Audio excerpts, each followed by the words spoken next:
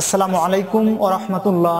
সুপ্রিয় দর্শক, শুরুতেই আমি Mohammad Rabiul Islam Rumi AZ Islamic TV HD চ্যানেলের পক্ষ থেকে আপনাদেরকে জানাই অনেক অনেক শুভেচ্ছা।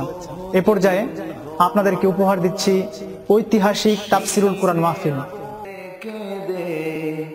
দিন কায়েমের তরে ধৈর্য ধরে ধরে হে রাসূল। মুসলমান প্রশংসা করবে একমাত্র কার? আসতে বলবেন না কার? আর নেতা মানবে একজনের, তিনি হচ্ছেন মুহাম্মদ সাল্লাল্লাহু আলাইহি ওয়াসাল্লাম।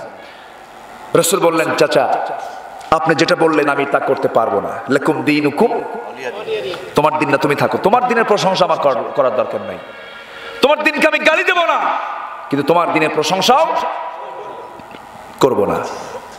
আল্লাহ পাক লা ইত্তাখিযুল মুমিনুনাল কাফিরিনা আউলিয়া মিন দুনিল মুমিনিন, কাফের মুমিন ছাড়া কাফেরদেরকে মুমিনরা কখনো বন্ধু বানাবে। এখন শুধু বন্ধু বানায় না, বউ বানায়। শুধু কি বন্ধু বানায় না, বউ বানায়? আছে না নাই? সম্মানিত ভাইরা, শেষ পর্যন্ত কি হলো? রাসূল হলেন মানে আক্রমণের লক্ষ্য, একমাত্র আক্রমণের লক্ষ্য ব্যক্তি হয়ে গেলেন মুহাম্মদ সাল্লাল্লাহু আলাইহি ওয়াসাল্লাম। কিন্তু পারে না কেন? নবীজির একটা সামাজিক অবস্থান ছিল, দুর্বল না মজবুত? মজবুত ছিল। বাবা মারা গেল, চাচা আছে, বউ আছে, সবাই আছে, খাদিজার সম্পদ, আবার আবু তালেবের একটা সামাজিক অবস্থান, পারে না।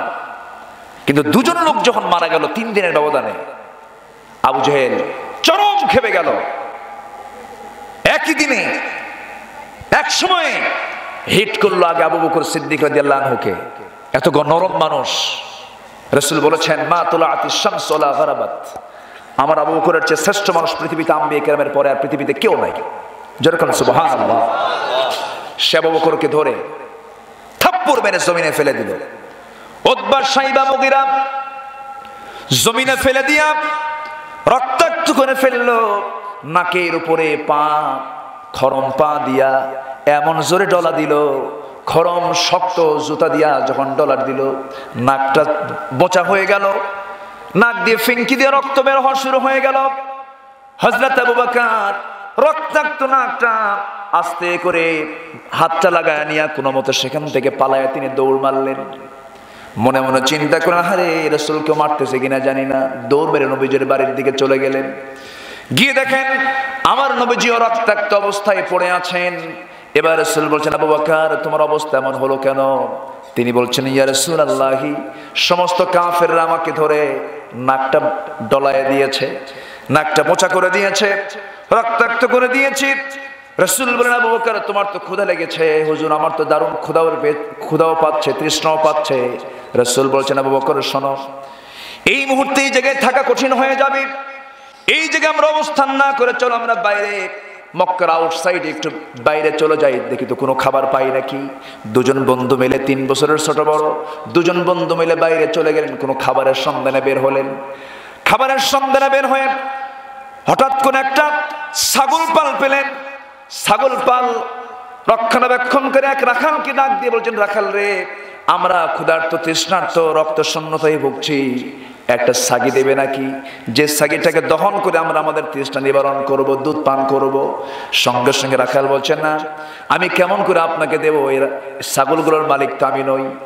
আমার নবীজি বললেন, আমি তোমার কাছে এমন একটা ছাগি তোমার কাছে চাবো, যে ছাগিটার বয়স হয় নাই, যে ছাগিটার দুধ এখনো আসে নাই, এমন একটা অপ্রাপ্ত বয়স্কার ছাগি তুমি আমার সামনে হাজির করো।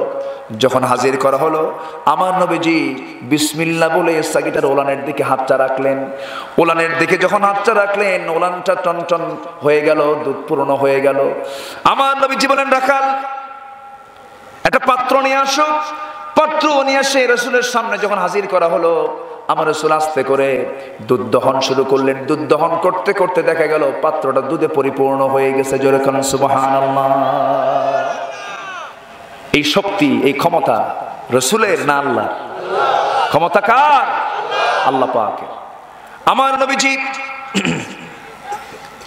দুধ দহন করলেন, দুধ পাত্র হাতের মধ্যে নিয়ে নিজে আগে না খেয়ে বললেন, আবু বকর মুখটা তোমার শুকিয়ে গেছে, তুমি আগে খাও। তুমি আগে পান করো। হযরত আবু বকর বিসমিল্লাহ বলে পান করা শুরু করলেন, তৃপ্তি ভরে খেতে লাগলেন, পেট ভরে গেল। আমার রাসূল বলছেন, আবু বকর তোমার কি আর খাবার প্রয়োজন আছে নাকি? আবু বকর বলছেন, হুজুর এত চেষ্টা করলাম পাত্রের দুধটা একটু কমায়া ফেলবো, কিন্তু কমাতে পারলাম না, যা ছিল তাই আছে। একটু আস্তে কোন সুবহানাল্লাহ। যা ছিল তাই আছে। রাসূল বললেন, আবু বকর মজা কেমন পেলে? তিনি বলছেন, ইয়া রাসূলুল্লাহ, জীবনে যত দুধ পান করেছি আজকের মতো তৃপ্তির স্বাদ কোনো দুধে পাই নাই। তিনি পান করলেন। এরপর রাসূল বললেন, না এখন তুমি রাখাল, তুমি পান করো। রাসূল আগে খেতেন না খাওয়াতেন? আজ থেকে মানে খেতেন না খাওয়াতেন? আজকের সমাজের অধিকাংশ নেতাগুলো খাওয়ায় না খায়? খাওয়ায় না খায়? খাইতে খাইতে আর রাখার জায়গা পায় না, বাইরে টাকা পাচার করে। এরকম লোক তো আমার দেশে নাই। হ্যাঁ, 50,000 কোটি টাকা নাকি চলে গেছে, পত্রিকায় দেখলাম। দেশের টাকা যারা বাইরে পাচার করে, সে আমার আপন ভাই হলেও সে দেশের সবচেয়ে বড় দুশমন, ঠিক কিনা? সে দেশের দুশমন। রাসূল বললেন, আবু বকর তুমি খাও। রাসূল আগে খেতেন না, আগে খাওয়াতেন। এমনকি বাড়ির বউকে আগে খাওয়াতেন, আগে বউকে খাওয়াতেন, এরপরে তিনি খেতেন। আয়েশা বলেন, আমি যখন উটের গোশত যখন খেয়ে অবশিষ্ট হাড় যখন রেখে দিতাম, রাসূল সেই হাড়টা নিতেন, চুষে চুষে আমার খাওয়ার পর তিনি হাড়টা চুষে চুষে খেতেন। জোরে বলেন সুবহানাল্লাহ। আর আমাদের বাড়িতে যখন একটা বড় মাছ কিনে আনা হয়, কিনে নিয়ে আসার পর সেই মাছটা কুটে রান্না বান্না করে যে স্ত্রী খাবার প্রস্তুত করেন, ওই মাছের মাথা, মাছের কাল্লাটা স্বামীর কপালে না বউয়ের কপালে? হ্যাঁ, কার কপালে থাকে? স্বামী। সারা জীবনে কপালে স্বামীর থাকে। আমার মায়েরা হয়তো বস শুনতে চান আর মনে মনে চিন্তা করছেন, হুজুর ভালো করে কম, জীবনে কল্লা জোটে নাই। কি কথা কি বুঝতেছেন আপনারা? রাসূল শুধু নিজে কাল্লা খেতেন না, স্ত্রীকে খাওয়াতেন। আজকের থেকে একটু বউরে দিন। আমার মায়েরা মনে মনে চিন্তা করছেন, হুজুর আপনি খুব ভালো, বারবার আসবেন, এরকম করে বলে যাবেন। কষ্ট হচ্ছে আপনাদের? আয়েশা বলেন যে আমি যখন অসুস্থ হয়ে যেতাম, বিশ্ব নবীর মতো মানুষ, আমি শুয়ে থাকতাম, রাসূল আমার হাত পা গুলো সেবার মতো করে আমাকে টিপে টিপে দিতেন। একটু আস্তে করেন সুবহানাল্লাহ। হয়তো মনে মনে বলতেছেন, হুজুর আর নিচে নামেন না নাকি? কব এই সমস্ত কথা কি বলার দরকার আছে? খালি স্বামীর খেদমত, স্বামীর খেদমত, বইয়ের খেদমত দরকার নাই। বইয়ের খেদমতের দরকার আছে। বউ ভালো হবে না কেন? বউ ভালো হতে বাধ্য। স্বামীর সুন্দর আচরণ স্ত্রী যদি পায়, স্ত্রী ভালো হবে। আমাদের আচরণ তো ভালো না, ব্যবহার ভালো না, কুকুরের মতো আচরণ কিছু স্বামীর আছে না? নাই? রাত 1টার দিকে এসে দরজা ডাক দেয় মদ খায়া, কোন তো 1টার দিকে এরকম ডাক মেলে হার্ট স্ট্রোক করবে না? ভাত দে, শুয়ে পড়বো, ভাল লাগে না, একদমই সব কথা শেষ। বউ মনে মনে কয়, আজরাইল মরবে কোন দিন। স্বামীকে আজরাইলের মতো ভয় পায়, এত ভয় পায়। এরকম হিংস্র পশুর মতো কিছু স্বামীরূপী কিছু শয়তান আছে না নাই? আসতে কবেন না, আছে না নাই? আর আমার দেশে সব বউরা তো ভালো নাকি? হ্যাঁ, হয়তো আমার মায়ের এখন মনে হচ্ছে, হুজুর আপনি যে আমাদের কি কবেন আল্লাহ জানে। বউদের দোষ আছে না নাই? আসতে কবেন না, আছে না নাই? এই দোষের অন্যতম কারণ আজকে কি হয়ে গেছে? কি হয়েছে? Miss call. বলে হুজুর মিস কল দেওয়া তো চাই কেমনে? ফামাইয়া আমাল মিস কল আযাররাতিন, আল্লাহ কোন সময় মিস কল দিতে বলছে। বুঝলে আজকে সমাজ কোথায় চলে গেছে? মোবাইল মারাত্মক আকার ধারণ করেছে, মারাত্মক। স্ত্রীকে মোবাইল দেওয়ার সময় সাবধান থাকতে হবে, মেয়েকে মোবাইল দেওয়ার সময় সাবধান থাকতে হবে। মোবাইলটা হচ্ছে প্রয়োজনের জন্য, খোশ আলাপের জন্য নয়। কিন্তু রাত 1টা বাজলে 1টার দিকে কারা কথা কয়? মানুষ না চোর? কোন আপনি কোন? রাত 1টার দিকে মৃত্যু সংবাদ নয়, জন্মের সংবাদ অথবা কোনো দুর্ঘটনা, এছাড়া তার কোনো কথা থাকে না। 2-1 মিনিটে শেষ হয়ে যাওয়ার কথা। রাত 1টার দিকে ওযু কইরা বালিশে মাথা রেখে ওই যে কানটার সাথে মোবাইলটা নিল, হিয়া হাত্তা মাতলাইল ফজর, আছে না নাই? এই শয়তানিগুলো চলতেছে। মেয়েদের মধ্যে আজকে পরকীয়ার পরিমাণ কমেছে না বেড়েছে?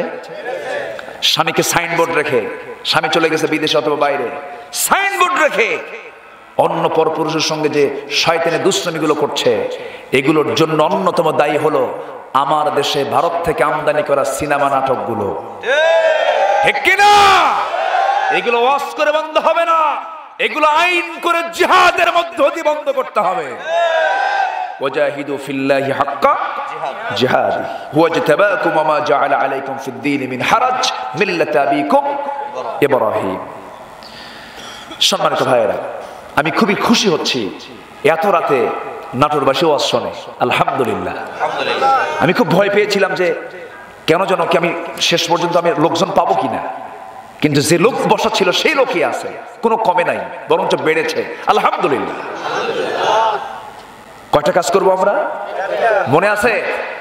চলতেছে কয় নাম্বার? আমার রাসূল খেলেন না আগে খাওয়ালেন? খাওয়ালেন। আমরা খাওয়ানোর চেষ্টা করব, জোরে বলি ইনশাআল্লাহ। বউকে আগে খাওয়াবো, মোহাব্বত কমবে না বাড়বে? বাড়বে। আগে খাওয়াবো, বরকত বেশি পেয়ে যাব। আগে অন্যের জন্য দোয়া করব, নিজের জন্য দোয়া হয়ে যাবে। অন্যের ভালো কামনা করব, আমার জন্য ভালো কামনা হয়ে যাবে। মনটা যত উদার করে ফেলবো, আল্লাহ পাক আমার প্রতি তত উদার হয়ে যাবেন। আমার বন্ধুগণ, কোন কথা কারো কবুল হবে না যতক্ষণ না পর্যন্ত তার আমল না থাকবে। কোনো কথা আমল কবুল হবে না যতক্ষণ না তার নিয়ত সহি না হবে। আর কোনো কথা আমল নিয়ত কবুল হবে না যতক্ষণ না পর্যন্ত তার সমস্ত কর্মগুলো নবীজির সুন্নাত অনুযায়ী না হবে। একটু কান লাগান, মনোযোগ দিয়ে শোনার চেষ্টা করুন। আমার নবীজি এবার বললেন, শোনো ও রাখাল, তুমি পান করো। তিনি দুগ্ধ পান করলেন, তৃপ্তি পরে পেটটা টাইট হয়ে গেল। টাইট হওয়া মানে কি কম খাইছে না বেশি খাইছে? টাইট হয়ে গেছে পেট। আমার নবীজি বললেন, রাখাল তোমার কি আর খাওয়ার প্রয়োজন আছে নাকি? রাখাল বলে, এমন জন্মের খাওয়া খাই নাই, খুব খাওয়া খাইছে, আজকে আর খাওয়ার দরকার নাই। কিন্তু রাখাল বলতেছে, এত পরিমাণ দুধ আমরা দুইজন মিলে খেলাম, কিন্তু দুধের জায়গায় দুধ তো রয়ে গেছে, দুধ তো কমলো না। রাসূল বলেন, যতক্ষণ পর্যন্ত আমার মুখ না লাগবে পাত্রে, দুধের পানি দুধ ফুরবে না। জোরে কোন সুবহানাল্লাহ। আমার নবীজি সবশেষে যখন মুখটা লাগায় দিলেন, দুধ পুরনো সেই পাত্রটা ফুরে গেল। রাসূল দুগ্ধ পান করে পাত্র খালি হয়ে গেল। এবার রাসূল বলছেন, ও আবু বকর, তৃষ্ণা নিবারণ হয়ে গেছে, শরীরে শক্তি চলে আসছে, চলো আমরা এখন চলে যাই। রাখালকে বলে তিনি বিদায় নিচ্ছিলেন। রাখাল চোখের পানি মুছতে মুছতে বলতেছে, মুহাম্মদ বিন আব্দুল্লাহ, আমাকে আপনি রেখে যান কেন? আমিও যাব। কেন তুমি যাবে? কেন আমিও যাব। আর যদি আপনি আমাকে রেখেই যান, শর্ত হলো দোয়াটা শিখা দিয়া যান। বলেন, হাত দিলেই দুধ যেন আসে। কি কথা কি বুঝতেছে? যখন আমার ক্ষুধা লাগবে বলেন হাত দেব আর দুধ চলে আসবে। একটু ঝাড়ফুঁক শিখা দিন। জোরে কোন সুবহানাল্লাহ। মনে হয় কষ্ট হচ্ছে আপনাদের শুনতে, জোরে বলি আলহামদুলিল্লাহ। সে রাখাল যখন নাছরবান্ধ হয়ে রাসূলকে বললেন, রাসূল বললেন, তুমি কি সেই দোয়া শিখতে চাও? সে বরকত পেতে চাও? হ্যাঁ, সে বরকত পেতে চায়। আমার নবীজি করলেন কি? আমার নবীজি রাখালের দিকে তাকিয়ে মায়াবী সুন্দর চক্ষু নিয়ে তাকায় বললেন, ওরে রাখাল, তুমি ওই দোয়ার বরকতটা তখনই পাবে যখন তুমি একটা বাক্যের সঙ্গে তোমার জীবনের মিলটা হয়ে যাবে। শুধু শর্ত হলো একটাবার কালিমার স্বীকৃতি দিয়ে দেবে, আল্লাহ পাক সব বরকত তোমার উপরে দিয়ে দিবেন। জোরে কোন সুবহানাল্লাহ। রাখালের বুঝতে দেরি হলো না।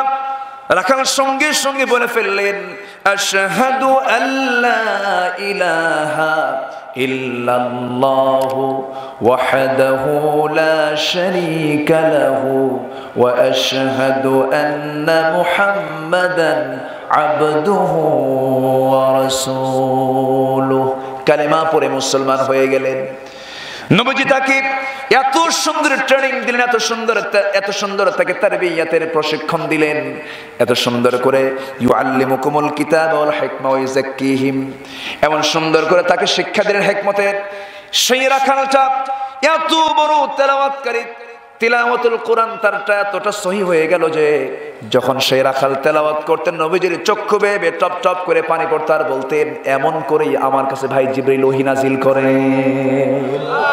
রাখাল হয়ে গেলেন শ্রেষ্ঠ কারি। আল্লাহু আকবার। কি পরশ পাথর, কি সংস্পর্শ! সে আদর্শ আজকে অনেকের বরদাস্ত হয় না। রাসূলকে নিয়ে বাজে কথা বলে এমন কিছু লোক আমার দেশে জন্ম নিয়েছে। এটা আমাদের জন্য বদনসিব, এটা আমাদের জন্য একটা পোড়া পোড়া কপাল। এটা এই সবুজ ভূখণ্ডে রাসূলকে গালি দেওয়ার লোক খুঁজে পাওয়া যায়। একটা দিন আসবে, বেশি দিন দূরে নয়, ওই সমস্ত নাস্তিক মুরতাদেরা বাংলার জমিনে বেঁচে থাকার কোনো সুযোগ পাবে না, পালানোর জন্য ঈদের গর্ত খুঁজে পাবে না। ইনশাআল্লাহ আসবে, আসবে না? জোরে বলি ইনশাআল্লাহ আসবে। সত্যের বিজয় কে দিবেন? কে দিবেন? ফেরাউন বিশাল বড় ফাঁদ পেতে রেখেছিল। কি ফাঁদ পেতে রেখেছিল? যে আমি আমার সেনাবাহিনী দিয়ে চতুর্দিক থেকে ঘেরাও করে নীল দরিয়ার সামনে ফেরাউন মুসাকে হাজির করে কোনো পথ পাবে না, আক্রমণ করব, পানিতে চুবায়া মুসার গোত্রকে শেষ করে দেব। আল্লাহ বললেন আমি তো ধরি না, কিন্তু ধরলে আমি সারি না। ফেরাউন বহু হায়াত দিছি ধরে, 1600 বছর, জ্বরও দেই নাই, সর্দিও দেই নাই, নাক দিয়ে পানিও পড়ে নাই। আজকে এমন পানি খাওয়াবো তোর পেট টেপা মাছের মতো হয়ে যাবে। আল্লাহ করেন নাই? আল্লাহ ধরছেন কয়দিন? আল্লাহ ধরেছেন কয়দিন? জব্বার কাহার কাকে বলে ধরে ফেললেন। কখন ধরলেন? যখন সে মুসাকে ধরতে চাইল। মুসাকে সে যদি ধরতে না চাইতো আল্লাহ তাকে ধরতেন না। যখন ধরতে গেছে তখন আল্লাহ পাক তাকে পাকড়াও করেছেন। সম্মানিত ভাইয়েরা, আসবে বিজয়। আলেমদের বিরুদ্ধে যারা ষড়যন্ত্র করবে তাদের পরাজয় সুনিশ্চিত। জোরে বলি ইনশাআল্লাহ। কোরআন কিনে যারা ষড়যন্ত্র করবে তাদের পরাজয় সুনিশ্চিত। জোরে বলি ইনশাআল্লাহ। সেই রাখাল লোকটাকে, তার পরিচয়টা কি, তার বিশাল একটা ইতিহাস আছে, শুনবো আমরা আজকে, শুনবো। জোরে বলি ইনশাআল্লাহ। চারটা কাজ করবো। আমার কয়টা কাজ চলতেছে? কয় নাম্বার? 1 নাম্বার। সম্মানিত ভাইয়েরা, মুসা আলাইহিস সালামের প্রসঙ্গটা চলে আসলো। এই নবীটার রাগ সব নবীর চাইতে কম ছিল না বেশি ছিল? বেশি ছিল। এবং তার প্রতিদ্বন্দ্বী ফেরাউনও ছিল খুব কঠোর, শক্তিশালী লোক ছিল, ব্যাপক পাওয়ার রাখত। সে নিজেকে প্রাউড করে বলেছিল আনা রাব্বুকুমুল আলা, সবচেয়ে বড় রব আমি ফেরাউন। যেরকম নাউজুবিল্লাহ। জ্বর হয় না তো, অসুখও হয় না, কোমরও বেদনা হয় না, কোন অসুখ কোনোদিন হয় না। আমার এক মুসল্লি একদিন হঠাৎ করে বলতেছে, হুজুর আমি খুব আল্লাহর রহমত প্রাপ্ত বান্দা, আমার কোনো অসুখ বিসুখ নেই। আমি বললাম যে আপনার অসুখ বিসুখ নেই, এটা রহমত? অবশ্যই রহমত, আমার কোনো অসুখ হয় না। হ্যাঁ এটা রহমত। মনে মনে ভাবলাম এর মধ্যে ফেরাউনের কিছু খাসলত আছে। কি কথা কি বোঝা গেল? কোন পয়গম্বর অসুখ ছাড়া ছিলেন না। আমার রাসূল অসুখওয়ালা ছিলেন। আমার রাসূলকে রোগ ধরেছে, তিনি আক্রান্ত হয়েছেন, এবং রাসূলকে শুধু রোগ ধরে নাই, মানুষ তাকে রোগাক্রান্ত করে দিয়েছে। আল্লাহ রোগ দেন, কিন্তু রাসূলকে বিষ প্রয়োগ করা হয়েছিল কিনা বলেন? রাসূলকে বিষ প্রয়োগ করা হয়েছিল, হাসানকে বিষ প্রয়োগ করা হয়েছিল, আবু বকর সিদ্দিক রাদিয়াল্লাহু আনহুকে বিষ প্রয়োগ করা হয়েছিল, আবু হানিফা রাহমাতুল্লাহ আলাইহিকে বিষ প্রয়োগ করা হয়েছিল। তাদের জীবন নাশ করার জন্য ষড়যন্ত্র করা হয়েছিল। তবুও কি তারা দিন ছেড়েছেন? দিন ছেড়েছেন? দিন ছাড়েন নাই। আবু হানিফার কথা আমরা সবাই জানি। লোকটার কোনো দোষ ছিল না, শুধু বলেছিল বাদশাহ মনসুর তুমি আমার রাষ্ট্রকে, আমার রাষ্ট্র পরিচালনাকে তুমি বৈধতা দিয়ে দাও, তোমাকে আমি চিফ জাস্টিস বানাবো, প্রধান বিচারপতি বানাবো। তিনি বলেন বাদশাহ মনসুর তুই তো স্বৈরাচারী সরকার। আল্লাহু আকবার বলবেন না? বুকে কোনো ভয় আছে? বুকে কোনো ভয় ছিল? বাদশাহ মনসুরের পরে বলতেছে শোনো এখনো সময় আছে, তোমাকে সব দিয়ে দেব, তুমি একটাবার আমাকে বৈধতা দাও। তিনি বললেন তোর বিরুদ্ধে আমি বলতে বলতে মরবো, তুই জালিম, তোর পক্ষে আমি একটা কথা বলতে পারবো না, যা। আল্লাহু আকবার। তিনি কয় নাম্বার ইমাম? আসতে বলুন কয় নাম্বার ইমাম? ইমামে আজম আবু হানিফা রাহমাতুল্লাহ আলাইহি। আহারে, তিনি 13 বছর বয়সে, 13 বছর মাত্র বয়সে তিনি 1 লক্ষ হাদিসের হাফেজ ছিলেন। কোরআন শরীফের তো হাফেজ ছিলেনই। জটিল জটিল মাসলার ব্যাপারে তার যে উত্তর, তার চাইতে সাহাবীদের পরে তাবেঈদের মধ্যে তার চাইতে সম্মান পাওয়ার মতো যোগ্য লোক আমার চোখে পড়ে না। আল্লাহু আকবার। সাহাবীর ছেলে, তিনি একজন সাহাবীর ছেলে। আবু হানিফা রাহমাতুল্লাহ আলাইহিকে নিয়েও বাসে কথা বলে আমার দেশের কিছু কাঠমোল্লা আছে না নাই, বোঝে না, তারা বলে এই লোকটার মৃত্যু হলো কেমন করে, ধরে নিয়ে এসে জেলখানায় ঢুকানো হলো। জেলখানায় ঢুকায় নিয়ে বলা হলো, আবু হানিফা শোনো, খুব সহজ কথা, শুধু বলে দাও বাদশা মনসুরের রাজত্ব সহি, কোনো ভুল নাই। তিনি বললেন, না, বলতে পারবো না। সোজা আঙ্গুলে ঘি টানা হবে না। এবার তিনি অত্যাচারের সম্মুখীন হলেন। মারতে মারতে তাকে রক্তাক্ত করে ফেলা হলো, পিঠের চামড়া তুলে ফেলা হলো, হাতটা পিঠ মোড়া দিয়ে বাঁধা হলো। এমন করে মারতে মারতে শেষ পর্যন্ত তার বৃদ্ধা মাকে পর্যন্ত ধরে আনা হলো। বৃদ্ধা মাকে জেলখানার আরেকটা রুমে তাকে বসিয়ে দেওয়া হলো। যখন আবু হানিফাকে যখন অত্যাচার করা হয়, রিমান্ডে যখন না হয়, সেই সময় তার বৃদ্ধা মাকে তার সামনে দাঁড় করিয়ে মার চোখের সামনে তাকে আঘাত করা হচ্ছে, মৃত্যুদণ্ড দেওয়া হচ্ছে।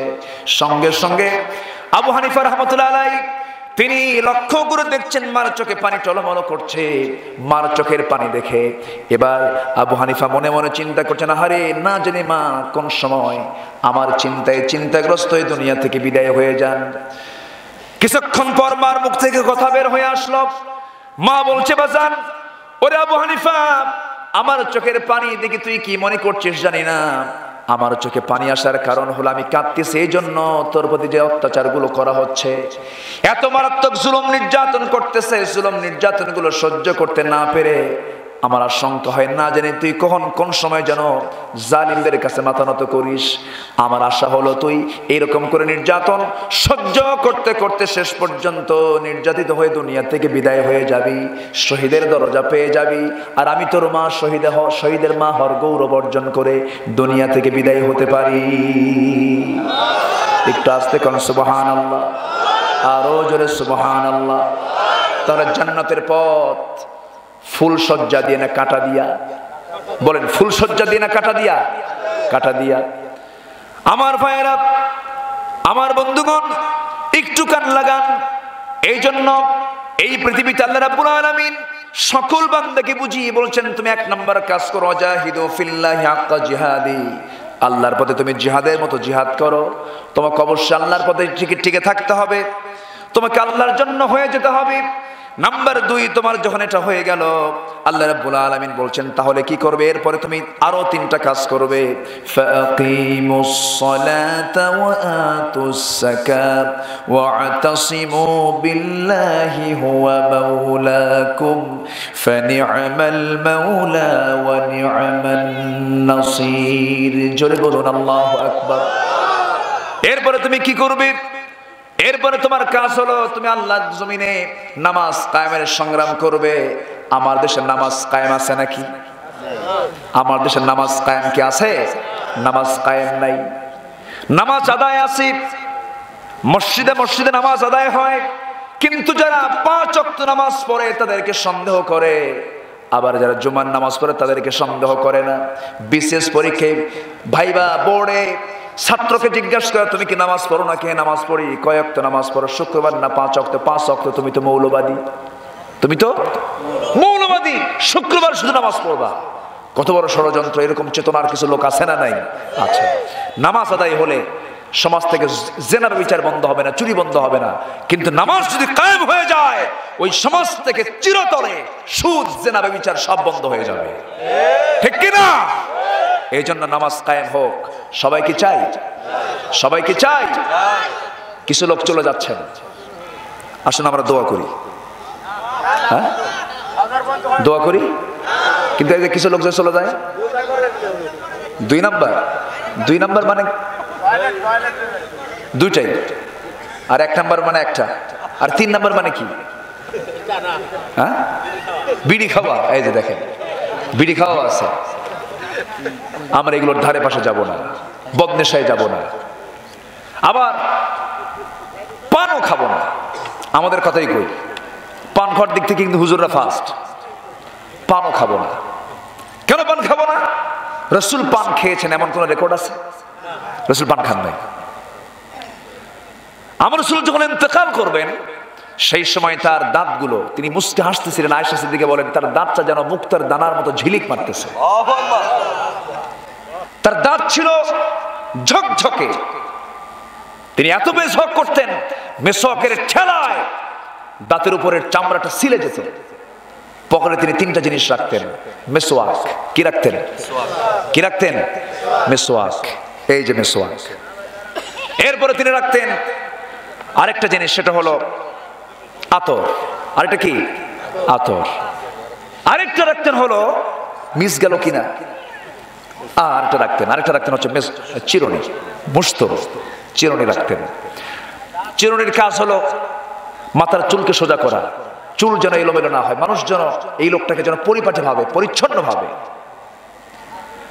মেসওয়াকের কাজ হলো কথা বলতে হবে দিনে, যেন আমার মুখের যেন কোনো দুর্গন্ধ যেন তার নাকে না যায়। আর আতরের কাজ হলো মানুষের শরীরে শারীরিক কিছু গন্ধ, দুর্গন্ধ আছে না নাই? আছে। তাহলে এই তিনটাই হলো পবিত্রতার, পরিচ্ছন্নতার প্রতীক। আর আজকে কিছু কিছু দরবার আছে গাজার গন্ধে মশা পর্যন্ত বিরক্ত। আসতে কবেন না, আছে না নাই? পরিবেশ যদি আসে একদিন, এগুলো সব বুলডোজার দিয়ে ভেঙে চুরমার করে দেওয়া হবে। আসবে একদিন। শিরকের সমস্ত আকড়াগুলো নির্মূল করতে বলেছেন মুহাম্মদ সাল্লাল্লাহু আলাইহি ওয়াসাল্লাম। শিরকের কাজে আমরা যাব না, শিরকের বিরুদ্ধে আমরা আন্দোলন করব। শিরকের বিরুদ্ধে কথা বলেছেন লোকমান, তার সন্তানকে নসিহত দিয়েছেন 13টা। এর মধ্যে 1 নম্বর নসিহত ছিল ওয়াইদ ক্বালা লুকমানুল ইবনি ওয়া হুয়া ইয়াদুহু ইয়া বুনাইয়া লা তুশরিক বিল্লাহ ইন্না শিরকা লাযুলমুন আযীম। শিরক করো না, এটা সবচেয়ে বড় মস্ত বড় জুলুম। যদি কেউ শিরক মুক্ত জীবন যাপন করতে পারে তাহলে কি হবে? ওয়াল্লাযীনা আমানু ওয়া লাম ইয়ালবিসু ঈমানাহুম বিযুলমিন উলাইকা লাহুমুল আমনু ওয়া হুম মুহতাদুন। ঈমান যারা আনবে, যারা জুলুম করবে না, যারা শিরক করবে না, নিজের জীবনে যারা শিরক দিয়ে সাজাবে না, গোজাবে না, আল্লাহ পাক বলছেন এরা হেদায়েত প্রাপ্ত, আমি এদেরকে জান্নাত দিয়ে দেব। জোরে বলুন সুবহানাল্লাহ। নাম্বার 2 হলো নামাজ কায়েম করা। কি কায়েম করা? নামাজ কায়েম করা। নামাজ কায়েমের কাজ যখন আমি করতে যাব, আমার আরামে দিনগুলো যাবে না, অনেক প্রকার বিপদ মুসিবত চলে আসবে। আমাকে সংঘবদ্ধ হতে হবে, আমাকে সংঘবদ্ধ হয়ে বাতিলদের বিরুদ্ধে আমাকে লড়াই করতে হবে। আমার আরামের রাতগুলো কাটবে না, অনেক বিপদ আমার আপনার জীবনে চলে আসবে।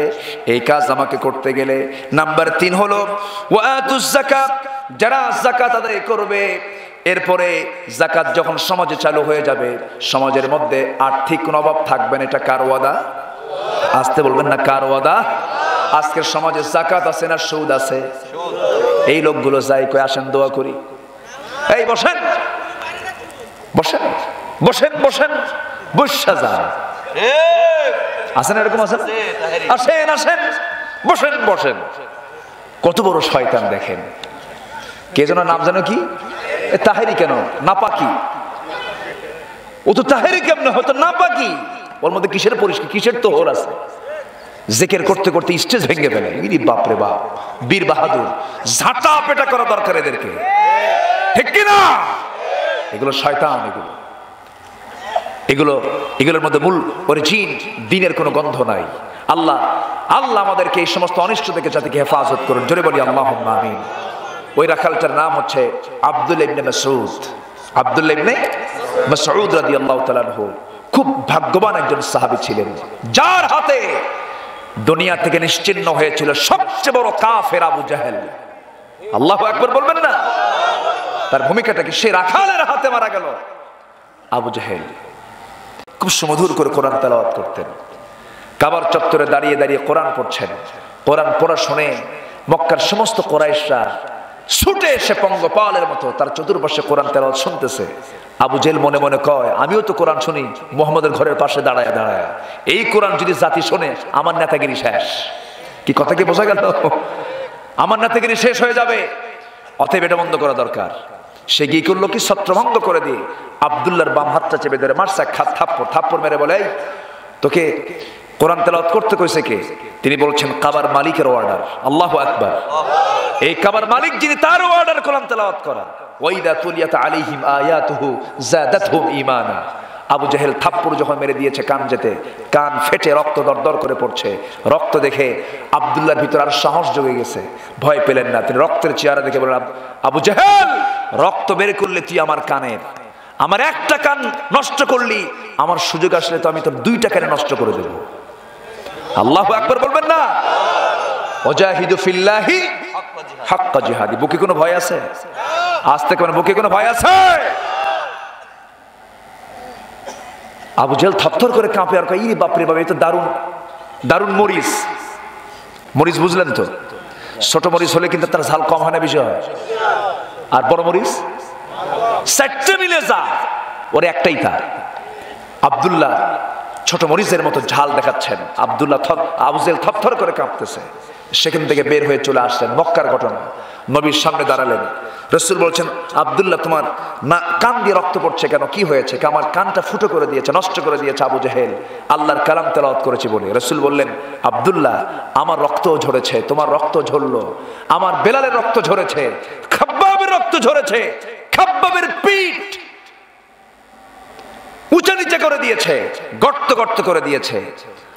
আব্দুল্লাহ, চিন্তা করো না, আমি দেখতে পাচ্ছি এদেশের ভাগ্যাকাশে, এদেশের আকাশে ইমানের, ইসলামের বিজয়ের সূর্য উদিত হবে। জোরে কোন সুবহানাল্লাহ। সাহস দিলেন। কিন্তু আব্দুল্লাহ কয়, হুজুর যা কন, আমি তোর একটা অ্যাকশন দিয়ে আসছি। কি অ্যাকশন? তোর দুইটা কানি ফাটাবো দেবো।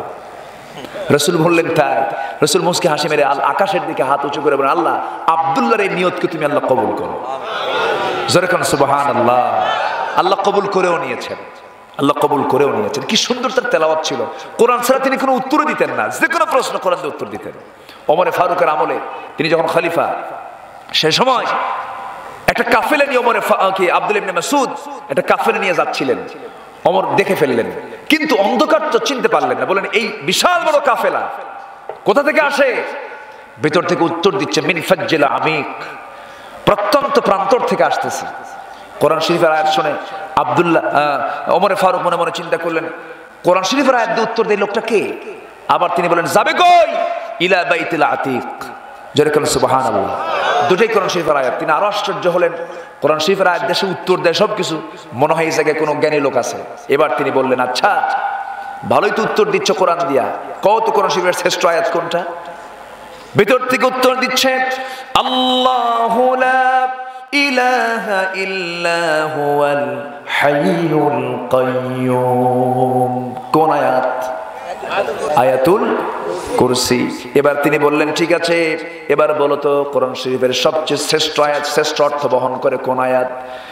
এবার ভিতর থেকে জবাব আসতেছে, ইন্নাল্লাহা ইয়া'মুরু বিল আদলি ওয়াল ইহসানি ওয়া ইতা'i যিল কুরবা ওয়া ইয়ানহা আনিল ফাহশাই ওয়াল মুনকারি ওয়াল বাগি। এবার তিনি বললেন, আচ্ছা ঠিক আছে, কোরআন শরীফের ভিতরে সবচেয়ে ভয়ানক আয়াত কোনটা? ভিতর থেকে জবাব আসতেছে, ফামান ইয়া'মাল মিসকালা যাররাতিন খায়রান ইয়ারাহ ওয়া মান ইয়া'মাল মিসকালা যাররাতিন শাররান ইয়ারাহ। এবার তিনি বলেন, ঠিক আছে, কোরআন শরীফের ভিতরে কোন আয়াতটা সবচেয়ে বান্দার ভিতরে আশার আলো জাগায়? কোন আয়াত বলো তো? কুল ইয়া ইবাদিয়াল্লাযীনা আসরাফু আলা আনফুসিহিম লা তাকনাতু মির রাহমাতিল্লাহ ইন্নাল্লাহা ইয়াগফিরুয যুনুবা জামিআ। জোরে বলুন আল্লাহু আকবার। হযরত ওমর ফারুক আশ্চর্য হয়ে বললেন, আমি নিশ্চিত করে বলতে পারি এই কাফেলার ভিতরে সেই যুবকটা আছে, যে যুবকটা মক্কার মাটিতে রাখাল ছিল। আমার বিশ্বাস সেই সুন্দর কোরআন তেলাওয়াত করেনওয়ালা আব্দুল্লাহ ইবনে মাসউদের মধ্যে লুকানো আছে। যেরকম সুবহানাল্লাহ। সে আব্দুল্লাহ কি হয়ে গেলেন, কি হয়ে গেলেন? জগৎধন্য একজন মানুষ হয়ে গেলেন। মারা যাচ্ছিলেন, মারা যাওয়ার সময় ওসমান রাদিয়াল্লাহু আনহু তাকে এসে বলছেন যে, ভাই আব্দুল্লাহ, তোমার 3টা মেয়ে আছে, আমি তোমার 3টা মেয়ের জন্য কিছু করে দেই, রাষ্ট্রীয় কোষাগার থেকে কিছু দেই। তিনি বললেন যে, আমার কোনো টেনশন নাই। আপনার কোনো সমস্যা? আমার সমস্যা একটাই। কি সমস্যা? গুনাহ। কি সমস্যা? গুনাহ, আমার পাপ, যুনুব, এটা আমার প্রবলেম। তখন বলা হলো না, আমি এটা বলতে চাই না, আপনার পরিবারের জন্য, আপনার 3টা মেয়ের জন্য আমি রাষ্ট্রীয় তহবিল থেকে কিছু দিচ্ছি। তিনি বললেন কিচ্ছু লাগবে না, আমি আমার সন্তানদেরকে তার চেয়ে বড় দৌলত দিয়েছি। কি দিয়েছো তুমি? সূরা ওয়াকিয়া তারা সকাল সন্ধ্যা পড়বে, আল্লাহর আসমান থেকে রিজক ফয়সালা হয়ে যাবে। একটু আস্তে কারণ সুবহানাল্লাহ। এই আব্দুল্লাহ মক্কায় থাকতে পারলেন না। মক্কায় থাকতে পেরেছেন? চলে এসেছেন রাসূলের সঙ্গে মদিনায়, সব ছেড়ে দিয়ে মদিনায় চলে আসে। 1 বছরে যেতে না যেতে আবু জেহেল 1000 সৈন্য নিয়ে বদর নামক প্রান্তরে হাজির হয়ে গেল। রাসূল করিম সাল্লাল্লাহু আলাইহি ওয়াসাল্লাম তিনি সৈন্য সংগ্রহ করতে গিয়ে দেখেন সব বুড়া মানুষ, অকেজো মানুষ, ছোট মানুষ। এর মধ্যে আব্দুল্লাহ বলছেন, হুজুর আমার লক্ষ্য, আমার টার্গেট কিন্তু একটাই, আবু জেহেলকে খাইয়া ফেলাবো। আল্লাহু আকবার বলবেন, যারা কোন আল্লাহু আকবার। ওয়াজাহিদু ফিল্লাহি হাক্কা জিহাদি। শেষ পর্যন্ত আব্দুল্লাহ ইবনে মাসউদ প্রস্তুতি নিলেন। ঘোড়া নাই, অশ্বারোহী কয়েকজন, ওইদিকে সবাই প্রায় অশ্বারোহী, অস্ত্র শস্ত্রে সজ্জিত আবু জেহেলের বিশাল বাহিনী। রাসূল করিম সাল্লাল্লাহু আলাইহি ওয়াসাল্লাম কোনমতে কয়েকজনকে টানটুন দিয়ে 313 জন হলো। এর মধ্যে আবার ছোট্ট 2টা বাচ্চা, আফরার ছেলে মদিনার মাআস এবং মুআজ, এই দুজনে এসে বলছেন, হুজুর শুনলাম যুদ্ধে নাকি যোদ্ধা কম, আমাদের কিছু কাজে লাগে না, আমরাও যাই। বললেন তোমরা তো ছোট মানুষ, ঘাড়ের তলে পড়ে থাকবা, অনুমতি দিতে পারবো না। হুজুর ঘাড়ের তলে পড়ে থাকি, ঘুতাবো। আল্লাহু আকবার বলবেন না, ভিতরে নিচে থাকি কিন্তু ঘুতাবো। রাসূল বলেন না, পারমিশন দেওয়া যাবে না, ফিটনেস নাই, বয়স নাই। হুজুর তাহলে আমার দেন, আমি তোর চেয়ে লম্বা আছি, আমি বড়। ষোলজনকে হুজুর শুধু লম্বা খাড়া, কিন্তু ঘুষি মারলেও কাইতে পড়ে। আল্লাহু আকবার বলেন, ও আমার সঙ্গে পারে না। রাসূল বললেন তাহলে তোমাদের মধ্যে কে পারে মারামারি? হুজুর লাগায় দেন, দেখেন সাইজ কে কারে করে। মানে 16 জনের চাপা বড়। আল্লাহু আকবার বলেন। ছোট সাহাবী বলতেছেন, হুজুর আপনি আমাকে বলেন, আমি দেখেন ওকে কুস্তিতে আমি হারায়া দিচ্ছি। রাসূল যখন অর্ডার দিলেন, 2 জন মারামারি লাগছে। 2 জনের মারামারিতে বড় জনই ছোট জনকে নিচে ফেলে দেওয়া স্বাভাবিক। ছোট জন এখন চোখ টিপি মেরে বলে, ভাই একসঙ্গে খাই, একসঙ্গে ঘুমাই, একসঙ্গে সবকিছু করি, যুদ্ধ দেখা যাবি কেন? তোর কি একটু দয়া মায়া নাই? গায়ের শক্তি একটু কমায় দে, বুকে উপরে একটা এবার বসে একটু ঝাঁকি মেরে বুঝায় দিই, শক্তির দিক দিয়ে আমি তোর চেয়ে কোনো অংশ কম না। যেরকম সুবহানাল্লাহ। 2 জন আপোষে আসলো, কন্ট্রাক্টে চলে আসলো। ছোট জনের বড় জনের বুকের উপরে ছোট জন বসে বলতেছে, হুজুর দেখেন নিচে ফালায় দিছে। রাসূল মুস্কি মুস্কি হাসি মেরে 2 জনকে ছোট্ট করে কোলের মধ্যে তুলে আল্লাহর কাছে দোয়া করে বলছেন, আল্লাহ এদের শক্তি নাই কিন্তু ঈমান আছে। যেরকম সুবহানাল্লাহ। শক্তির দরকার নেই, ঈমানের দরকার। শক্তির দরকার নেই, ঈমানের দরকার। রাসূল অর্ডার দিয়ে দিলেন, 2 জনকে পারমিশনের, বিশেষভাবে পারমিশন দিয়ে দিলেন। আল্লাহু আকবার। আমার নবীজি সবার আগে, আমার নবীজি এমন যোদ্ধা ছিলেন, এমন লিডার ছিলেন, সবার আগে তিনি ভূমিকা পালন করেছেন। খন্দকের যুদ্ধে পরীক্ষা খনন করতে গিয়ে রাসূল সবচেয়ে বেশি ধুলায় মলিন হয়েছেন, কোমরগুলো কুঁজো হয়ে গেছে। নবীজি না খেয়ে থেকেছেন খন্দকের পরীক্ষা খননের সময়। আমার নবীজি বদর যুদ্ধ আগে গেছেন, আমার নবীজি উহুদ যুদ্ধ আগে গেছেন। কিন্তু আজকের সমাজ অধিকাংশ নেতারা যখন মারামারি লাগে, নেতাগুলো সামনে থাকে না পিছনে থাকে? সামনে থাকে না পিছে থাকে? আর আমার রাসূল ছিল এমন লিডার, তিনি সামনে মার খেয়েছেন সবচেয়ে বেশি, মুহাম্মদ সাল্লাল্লাহু আলাইহি ওয়াসাল্লাম। উহুদের যুদ্ধে সবচেয়ে বেশি তিনি মার খেয়েছেন। সেই বিশ্ব নবী বদর প্রান্তরে সবার আগে চলে গেলেন। ওয়ালাকাদ নাসারাকুমুল্লাহু বিবাদরিন ওয়া আনতুম আযিল্লা। সেই যুদ্ধের ময়দানে যদি অসম যুদ্ধ ছিল, কিন্তু আল্লাহ পাক নবীর পক্ষে বিজয়টা দিয়ে দিলেন, আল্লাহ পাক সাহায্য নাজিল করলেন। সেই যুদ্ধের ময়দানে প্রথম কাতারে আব্দুল্লাহ ইবনে মাসউদ দাঁড়িয়ে তিনি অপেক্ষার প্রহর গুনছেন, আবু জেহেল তুই কখন আমার সামনে পড়বি, আমি তোকে দুনিয়া থেকে বিদায় করব। এমন সময় সে আব্দুল্লাহর 2 পাশে ছোট্ট 2টা বাচ্চা, মাযের সেই আফরার ছেলে দয় মায এবং মুআজ, ছোট্ট 2টা বাচ্চা এবার বলতেছে, ও চাচা আব্দুল্লাহ, আবু জেহেল কই? আব্দুল্লাহ বলে, আবু জেহেল দিয়ে কি করবা? শুধু দেখায় দাও। যখন বলা হলো ওই যে ঘোড়ার পিঠে বসে আছে আবু জেহেল, এবার ছোট্ট 2 জন বলতেছে, চিন্তা করেন না, আমরা ওকে মেরে ফেলবো। এ আব্দুল্লাহ এটা বলতেছে, শোনো তোমরা তো ছোট মানুষ, তোমরা কেমনে মারবে, দেখেন কিভাবে দুনিয়া থেকে বিদায় করি। ছোট্ট 2টা বাচ্চা শুধু চিনে নিয়া সিংহের মতো গর্জন দিয়া বাস পাখির মতো উড়ন্ত হয়ে দৌড় মেরে চলে গেছে। ওয়াজাহিদু ফিল্লাহি হাক্কা জিহাদি, চলে গেছে। আবু জেহেল বসে আছে ঘোড়ার পিঠে, দুই দিকে 2 পা ছড়ানো, 2 দিকে ছোট্ট 2টা বাচ্চা দাঁড়ায় আছে পজিশন নিয়ে, ছোট্ট তরবারি নিয়া। আল্লাহু আকবার বলে আঘাত আঘাত এনেছে, আবু জেহেলের পায়ে যখন আঘাত এনেছে, আবু জেহেল ধরাশয়ী হয়ে জমিনে লুটিয়ে পড়েছে। কিতাবে এসেছে ওই যে আবু জেহেল ধরাশয়ী হয়ে জমিনে পড়েছিল, কোমর সোজা করে আবু জেহেল আর কোনোদিন দাঁড়াতে পারে নাই। বিজয় দিয়েছেন কে? আস্তে কবেন না, বিজয় দিয়েছেন কে? দুর্বলকে সাহায্য করে বিজয় দেন কে? আল্লাহ পাক দেন। আমরা এখন হয়তোবা দুর্বল, লোকজন কম, কিন্তু আল্লাহ যদি সাহায্য করেন বিজয় আছে না নাই? বিজয় আছে না নাই? ইয়াকুম মিনকুম 20 সাবিরুনা ইয়াগলিবু 200 আছে না? যদি 20 জন হও 200 জনকে তোমরা পরাজিত করবে। আল্লাহ পাক কত সুন্দর করে উৎসাহ দিচ্ছেন, হাররিদিল মুমিনিনা আলাল কিতাল। আমার বন্ধুগণ, ওই ছোট্ট বাচ্চার হাতে আবু জেহেল ধরাশয়ী হয়ে গেল, কিন্তু বড় ভাইকে কাফেররা ঘেরাও করে ফেলল। একজন কাফের এসে বড় ভাই মুআযের ডান হাতে আঘাত করলো, তরবারি ছিটকে পড়ে গেল, হাতটা জ্বলতে থাকলো চামড়ার সঙ্গে। চট করে আবার মাটি থেকে তুলে নিলেন তরবারি বাম হাতে, বাম হাতটা নিয়ে যুদ্ধ চালাতে লাগলেন।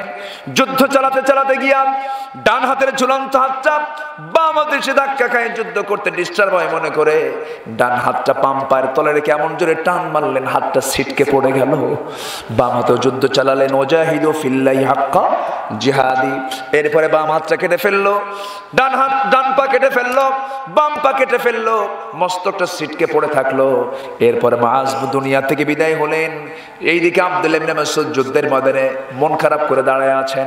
70 জন কাফের দুনিয়া থেকে বিদায় হয়ে গেছে, 70 জন বন্দী হয়ে গেছে। মুসলমানদের 14 জন সাহাবী দুনিয়া থেকে বিদায় নিয়েছেন। সবার মুখে হাসি, কিন্তু আব্দুল্লাহর মুখে হাসি নাই।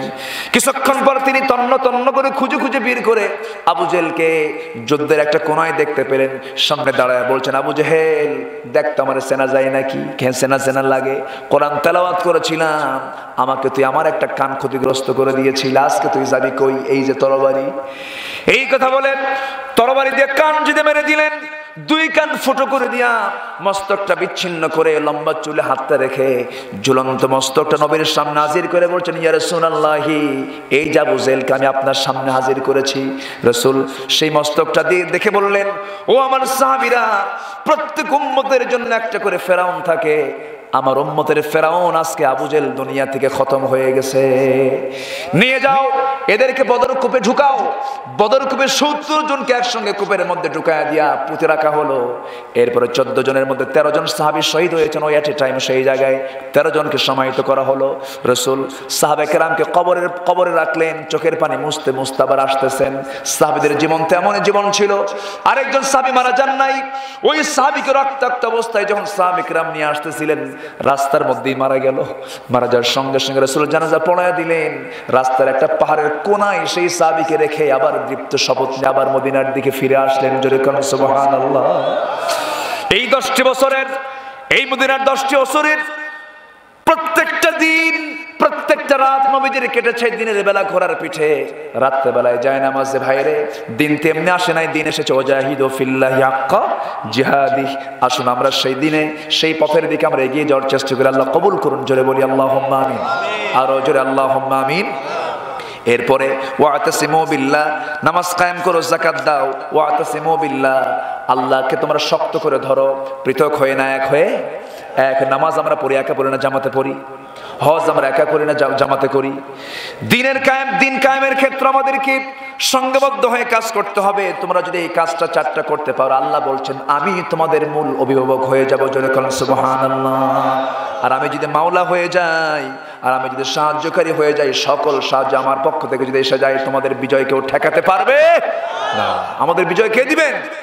আল্লাহ পাক দিবেন। আল্লাহ পাক বোঝার তৌফিক দান করুন। সবাই কি এশার নামাজ পড়েছি? পড়েছে এশার নামাজ?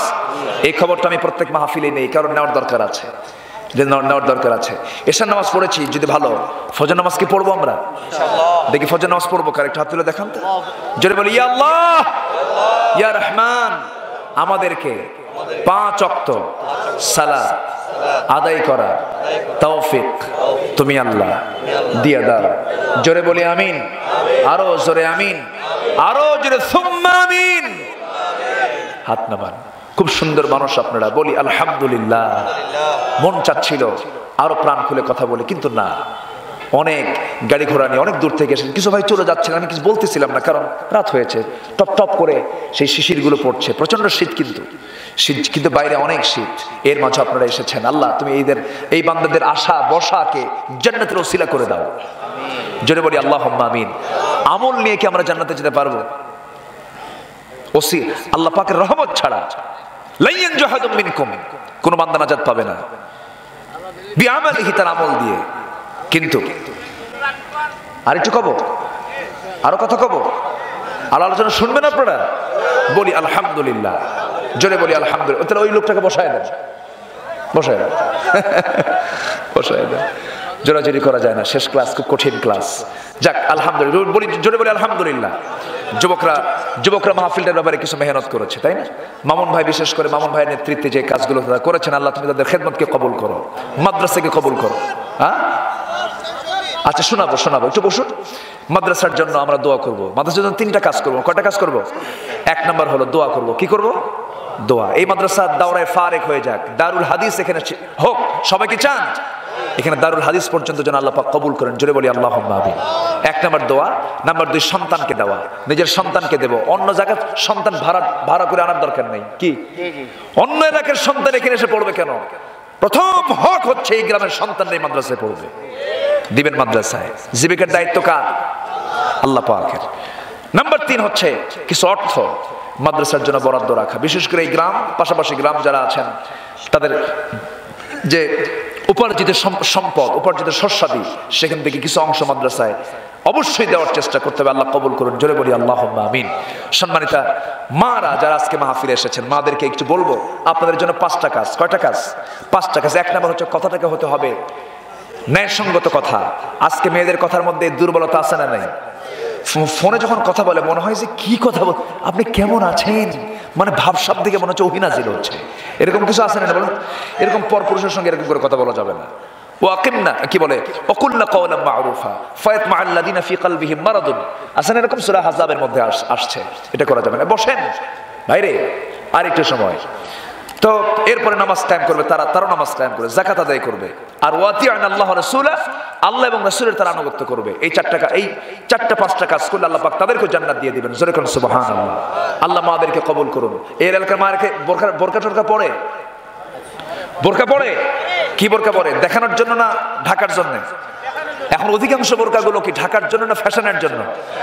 কি ফ্যাশনগুলো, কি কত যে ডিজাইন, কত যে কালার, মেয়েদেরকে বলেও মানানো যায় না সে ডিজাইনগুলো। কি মানে বোরকা তো পরে, বোরকার গায়ে আবার পুঁতি লাগানো, আয়না লাগানো, আয়না মানে আসো কি, ঠিক আছে না? এগুলো জাতীয় করা যাবে না। আল্লাহ পাক এগুলো থেকে আমাদেরকে বাঁচান। জোরে বলি আল্লাহুম্মা আমিন, আরো জোরে আল্লাহুম্মা আমিন। আসুন আমরা সময়কে বন্যা করি। এই বলতে বলতে তাও তো প্রায় 2 ঘন্টার কাছাকাছি হয়ে যাচ্ছে। যতটুকু হয়েছে আমরা মনক্ষুণ্ণ হব না। আমি দোয়া চাই সবার কাছে, সবাইকে আমার জন্য দোয়া করবেন। আমার আব্বা জান, আমার বাবা, তিনি পিজি হসপিটালে অসুস্থ হয়ে বিছানায় কাতরাচ্ছেন। আম্মা অসুস্থ। দুজনকে আজকে দেখতে গিয়ে, বিশেষ করে আমার মাকে দেখতে গিয়ে একটু আসতে বিলম্ব হয়েছে। এরপরে একটা তো বেকায়দা ছিলই। সব মিলেই আল্লাহ যেন আমাকে কেমন যেন একটা পরীক্ষার মধ্যে আমাকে ফেলেছেন। আমি খুশি, আমি আনন্দিত। যত বান্দার বিপদ হবে আল্লাহর নামটা তার মুখে কম হবে না বেশি হবে? বেশি হয়ে যাবে। দোয়া করবেন আল্লাহ যেন আল্লাহ পাক আমার আব্বাকে দ্রুত সেহাতে কুল্লিয়া দান করেন। আমি আমার আব্বার জন্য দোয়া চাই, আপনার আব্বার জন্য দোয়া করি, আপনার আম্মার জন্য দোয়া করি, যারা অসুস্থ আছেন তাদের জন্য দোয়া করি। আমরা আল্লাহর কাছে এখন দোয়া করব। এত বড় একটা লোভনীয় দোয়া থেকে আমরা কেউ মাহরুম হব না। আল্লাহর কাছে চাবো আমরা দিল থেকে। কি থেকে? দিল থেকে চাবো। নামাজের মতো করে বসি, আমরা সবাই নামাজের মতো করে বসি। খুব সুন্দর আপনারা বলি আলহামদুলিল্লাহ। অনেক মুরব্বী আছেন, বসে আছেন। এই যে ছোট্ট বাচ্চা ঘুমাচ্ছে, শুয়ে আছে, এই যে একটা শুয়ে আছে, আলহামদুলিল্লাহ খুব সুন্দর। রাসূল বলেছেন বাচ্চাদেরকে মসজিদে নিয়ে যেতে, আর আমরা বাচ্চাদের মসজিদে নিয়ে যাই? মাহফিলে বাচ্চাদেরকে নিয়ে আসবেন, মসজিদে বাচ্চাকে নিয়ে আসবেন। যে মসজিদে বাচ্চা থাকে না, এটা বিপদের লক্ষণ। এটা কিছু কিছু বুড়া চাচা আছে, খুব ডিস্টার্ব করে। আছে না কিছু বুড়া চাচা? সারা জীবন তো নামাজ পড়ে না, বুড়া কালে বুড়ি দেখতে পারে না, মসজিদে যায়। বুড়া চাচা মন খারাপ করবেন না, একটু মজার জন্য বলতেছি। মসজিদে ঢুকলেই আগে বাচ্চাদের দেখে, কোন বাচ্চা এক ধমকে তাড়ায় দেয়। আছে না নাই?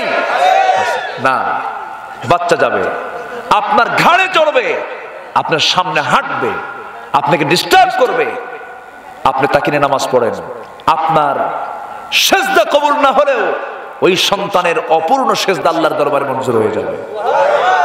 কথা বোঝা গেল? বাচ্চাদেরকে নিয়ে মসজিদে যাব আমরা, জোরে বলি ইনশাআল্লাহ। মসজিদে, যে সমাজের মসজিদগুলো বাচ্চাদের আনাগোনা শোনা যায় না, এটা মুসলিম সমাজের ভিতরে একটা বিশাল বিপদ।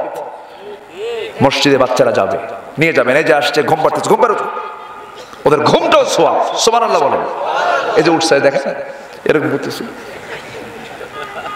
খুব সুন্দর। আসুন আমরা দোয়া করি, আল্লাহর কাছে চাই। দাঁড়াও তো, একটু দাঁড়াও তো আব্বু, এই দাঁড়াও, নাইম দাঁড়াও, নাইম দাঁড় করে দাও।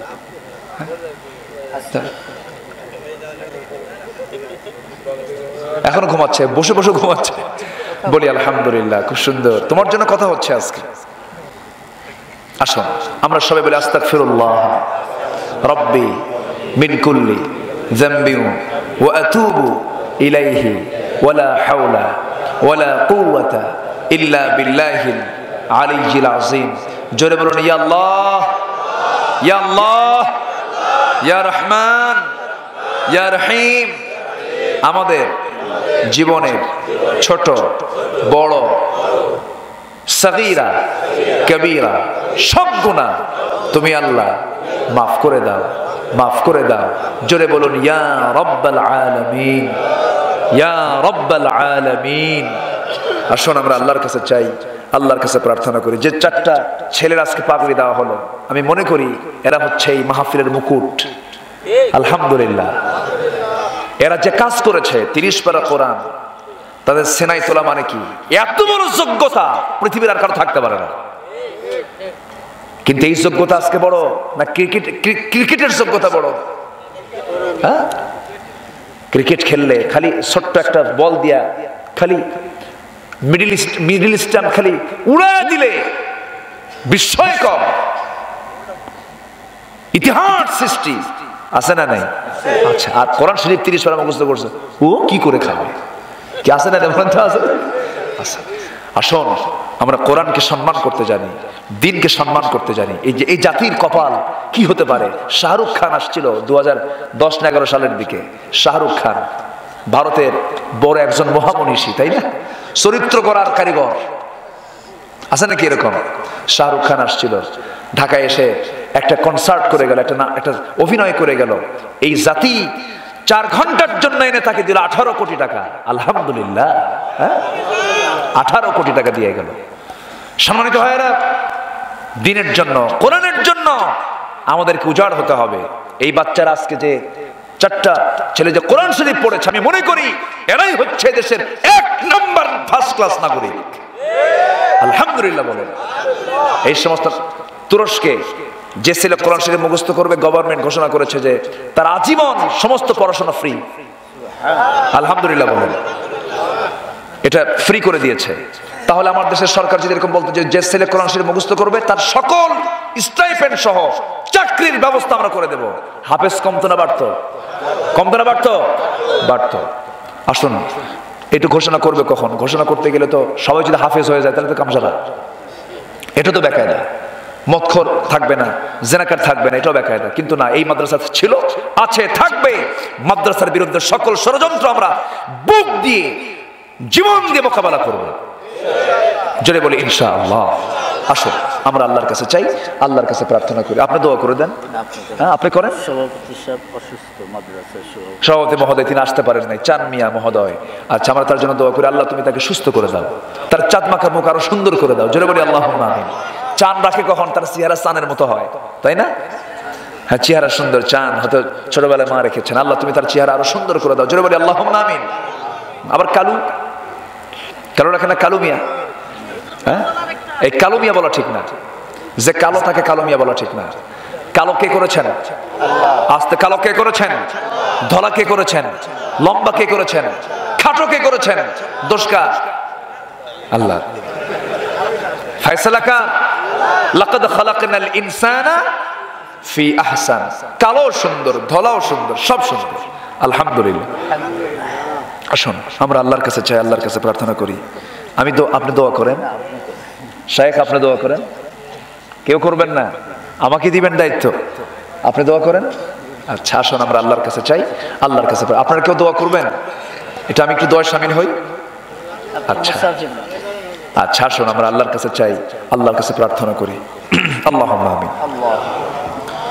রব্বানা যালামনা أنفسنا وإن لم تغفر لنا وترحمنا لنكونن من الخاسرين ربنا لا تزغ قلوبنا بعد إذ هديتنا وهب لنا من لدنك رحمة إنك أنت الوهاب والله মাঘের কনকন শীত, শিশির ভেজা রাত, ঠান্ডা মাটিতে বসে ও আল্লাহ তোমার কিছু সংখ্যক বান্দা তোমার কালামের সূরা হজের একটা আয়াতকে সামনে রেখে চারটা বিষয়ের উপর আলোচনা শুনে তোমার বান্দাগুলোকে নিয়ে গভীর রজনীতে তাহাজ্জুদের সময় দুটো হাত পেতে আছে। আল্লাহ গুনার দিকে নজর দিও না, বান্দা মনে করে তামাম জিন্দেগির গুনাহগুলো maaf করে দাও। আল্লাহ তাআলা আমরা জানি আমাদের গুনাহ যত বড় তোমার রহমত তার চেয়ে অনেক বেশি বড়। আল্লাহ গুনার দিকে তাকালে আমরা ধ্বংস হয়ে যাব, দয়া করে আমাদেরকে maaf করে দাও। জনম দুঃখিনী মা, জনম দুঃখী বাপজান যারা চলে গেলেন, জিন্দেগির গুনাহগুলো maaf করে দাও, কবরগুলোকে তুমি আল্লাহ জান্নাতের টুকরা বানায়া দাও। অনেকে আলোচনা শেষ করে বাড়ি ফিরে যাব, বাড়িতে ফিরে গিয়ে সব দেখবো কিন্তু মাকে দেখতে পাবো না রে, সবাইকে দেখবো কিন্তু বাবার সুন্দর চেহারা দেখতে পাবো না রে। যেই মার চেহারা এমন বরকত দিয়েছো, যেই মার চেহারার দিকে তাকালে কলেজা ঠান্ডা হয়, কবুল হজরের সওয়াব মিলে যায়, সেই বরকতি মাজারে চলে গেল, কবরগুলোকে জান্নাতের টুকরা বানাইয়া দাও। হায় আল্লাহ তাআলা এমন ভাই আমার সঙ্গে আর তুলতে পারেন যিনি নিজের হাতে নিজের মাকে দাফন করেছেন, নিজের মার লাশ নিজের পিঠে বহন করে কবরের মাটিতে শোয়া রেখেছেন। ও আল্লাহ আমরা অসহায়ের মতো তোমার দরবারে হাত পেতে আছি, মেহেরবানি করে আম্মাকে maaf করে দাও, আব্বাকে maaf করে দাও। সবাই চক্ষু বন্ধ করে হাত একটু উঁচু করে আল্লাহর শেখানো দোয়া পরে সবাই বলুন রব্বিরহামহুমা কামা রব্বায়ানি সগীরা। আওয়াজ দিয়ে বলুন রব্বিরহামহুমা কামা রব্বায়ানি সগীরা। আল্লাহ তাআলা বিশেষ করে এই মাহফিলের আয়োজন যারা করলেন আর শোনার জন্য কষ্ট করে দূর দূরান্ত থেকে যারা আসলেন, 20 মাইল 30 মাইল দূর থেকে এত কষ্ট করে মেহনত করে যারা কোরআন শোনার জন্য আসলেন, আল্লাহ তাআলা এই মুজাহাদার জন্য তোমার কাছে ফরিয়াদ করি এই মাহফিলটা সকলের জন্য জান্নাতের যাওয়ার উসিলা বানায়া দিও। আল্লাহ তাআলা বিশেষ করে মাহফিল আয়োজন করতে গিয়া মাহফিল কমিটির যত ভাইরা যত মেহনত করেছেন, যারা অর্থ দিয়েছেন, সবার শ্রমকে অর্থকে তুমি আল্লাহ কবুল করে নাও, মাদ্রাসাকে কবুল করে নাও, ওই যুব সমাজকে তুমি আল্লাহ কবুল করে নাও। বিশেষ করে মামুন ভাই দোয়া চেয়েছেন, তুমি তার খেদমতকে কবুল আর মঞ্জুর করে নাও। আয় আল্লাহ তাআলা মুহতামিম মহোদয়কে কবুল করে নাও। আজকে 4টা ছেলের মাথায় পাগড়ি দেওয়া হলো, দস্তরবন্দি দেওয়া হলো। আয় আল্লাহ তাআলা এমন সন্তান যদি বাংলার ঘরে ঘরে জন্ম নিত, বাংলার ঘরে কোনো মদখোর থাকতো না, জেনাকার থাকতো না। আল্লাহ তুমি বাংলার ঘরে ঘরে প্রত্যেকটা ঘরে ঘরে একটা করে হাফেজ সন্তান তুমি আল্লাহ ব্যবস্থা করে দাও। আয় আল্লাহ তাআলা এই মাদ্রাসাকে কবুল করো, এই গ্রামকে কবুল করে নাও, এই গ্রামের মা বোনদেরকে কবুল করো, ভাইদেরকে তুমি আল্লাহ খালিদ বিন ওয়ালিদের সঙ্গে কবুল করে নাও। এই পৃথিবীতে আসার তো সিরিয়াল ছিল রে, যাওয়ার তো কোনো সিরিয়াল থাকে না, কে কখন চলে যাবো জানি না, তবে ডান হাতে আমলনামা না আসা পর্যন্ত কবরে নিও না। আয় আল্লাহ তাআলা তোমার বান্দাগুলোকে নিয়ে এমন সময় হাত তুলেছি, ওই ফিলিস্তিন বাইতুল মুকাদ্দাস সুলাইমান আলাইহিস সালামের নির্দেশে যে বাইতুল মুকাদ্দাস নির্মিত হলো, সেই বাইতুল মুকাদ্দাসকে নিয়ে ষড়যন্ত্র হচ্ছে। আল্লাহ মেহেরবানি করে বাইতুল মুকাদ্দাসকে তুমি আল্লাহ মুসলমানদের হাতে তুলে দাও।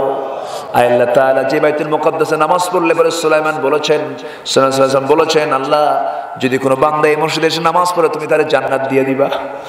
ও আল্লাহ 50,000 গুণ সওয়াব বেশি পাওয়া যায় যে বাইতুল মুকাদ্দাসে। আয় আল্লাহ তাআলা মেহেরবানি করে মুসলমানদের জন্য এটা ফ্রি করে দাও, ইজি করে দাও। আয় আল্লাহ তাআলা ওই সিরিয়া, ইয়েমেন, আয় আল্লাহ তাআলা কত পয়গম্বরের কবর সিরিয়াতে রয়েছে, ইয়েমেনে রয়েছে।